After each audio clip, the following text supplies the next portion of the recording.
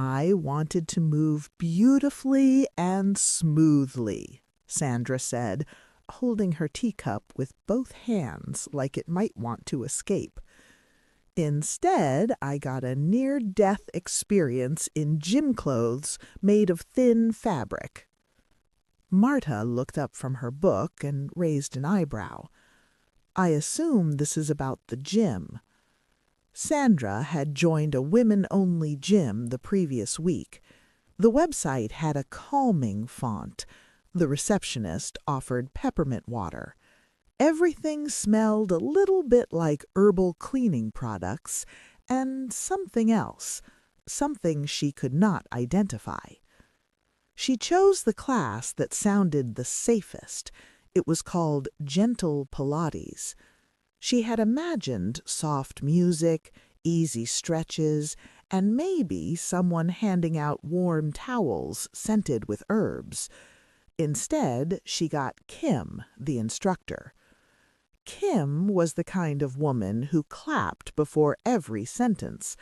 "Let's wake up our spine." Yes, you're right, she actually clapped 4 times. Kim's ponytail seemed to move on its own, and her smile looked almost threatening. I should have left when she said, "We're going to gently start our inner fire," Sandra admitted. 10 minutes in, Sandra was lying on a mat, wondering if her hips had always hated her or if this was a new problem. At 15 minutes, she was doing something Kim called the swimming cobra, which made her feel like a broken folding chair. By 20 minutes, Sandra was thinking about every bad decision she had ever made, especially this one, and questioning her decision to join the class. Kim kept shouting things like, "Feel the stretch, embrace the burn, be the plank." Sandra could definitely feel the stretch. However, she did not intend to embrace the burn, and she was definitely not the plank. She tried to escape quietly at the halfway point, but her legs refused to help. She tried to walk out, but it looked more like crawling than walking. For 3 days her body complained. Every time Sandra sat down, muscles she didn't even know existed reminded her how much they hurt. She made odd squeaky noises in public. Sometimes the noises were so surprising that small children turned to stare. In the supermarket, when she reached for a jar of pasta sauce, Sandra let out a small, painful sigh. The pain from the class was still there, and even a simple movement made her groan.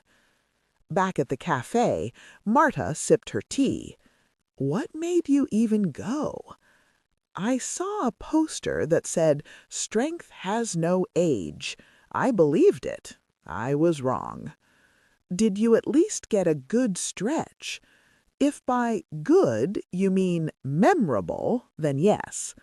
They paused as a woman in running clothes jogged past the window.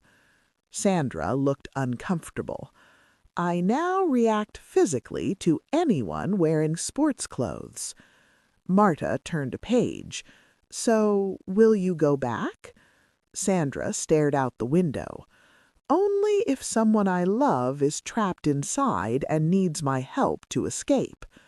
There was silence as they both bit into the cake.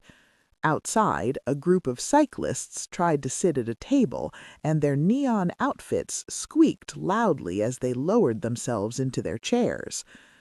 "I bought special leggings for that class. Now they live in a drawer called Regret." "What about the rest of your fitness routine?" "Oh, I've changed it." "To what?" Sandra shrugged. "I now exercise only when something I want is on a high shelf." Marta nodded, looking completely serious. "That's much better. It is focused on results."